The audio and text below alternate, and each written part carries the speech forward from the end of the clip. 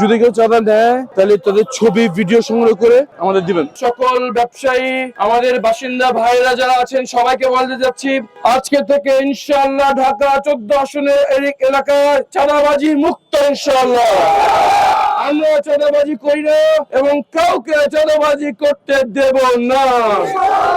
আমরা মাদকের সাথে কোন রকম সম্পর্ক রাখি না এবং এই ঢাকা 14 আসনে প্রকাশ্যে মাদক বিক্রি চলবে না। আমরা কারোর বিরুদ্ধে মিথ্যা মামলা দেই না এবং ঢাকা 14 আসনের বিরুদ্ধে কেউ যদি মিথ্যা মামলা দেয় আমরা তার বিরুদ্ধে ব্যবস্থা গ্রহণ করবো ইনশাআল্লাহ। মিথ্যা মামলা চলবে না।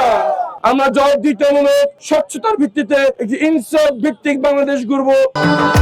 ভবিষ্যৎ হোক নিরাপদ, বিনিয়োগ হোক বিশ্বস্ত, আর আমার পছন্দ সল্ট বে।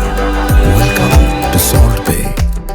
এই নতুন বাংলাদেশ গড়ার আন্দোলনে মসজিদ কমিটির সদস্য, বণিক সমিতি, ব্যবসায়িক সমিতি, আলেম ওলামা, শিক্ষক এবং ছাত্র জনতাকে সাথে নিয়ে, স্থানীয় প্রশাসন এবং আইন শৃঙ্খলা বাহিনীকে সাথে নিয়ে আমরা একটি দুর্বল সামাজিক আন্দোলন গড়ে তুলব এবং সকল ধরনের অসামাজিক কার্যক্রমের বিরুদ্ধে একটি দুর্ভেদ্য দেওয়াল গড়ে তুলব ইনশাআল্লাহ।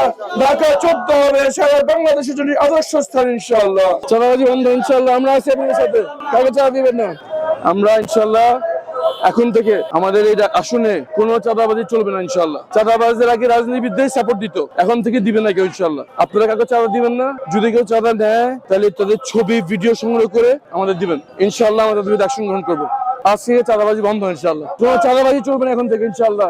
কেউ চাঁদা নিতে আসলে তার ছবি দেখে দিবেন, দিবেন, বলবেন দিতে যাবেন না। যদি ভয় পেয়ে দেখায় ছবি রাখবেন, ভিডিও রাখবেন, আমাদের দিবেন, আমরা তাদের বিরুদ্ধে অ্যাকশন যাবো ইনশাআল্লাহ। আজকে থেকে চাঁদাবাজি বন্ধ ইনশাআল্লাহ। আমরা কাউকে চাঁদা নিই না, কাউকে চাঁদাবাজি করে দিব না ইনশাআল্লাহ ইনশাআল্লাহ ইনশাআল্লাহ।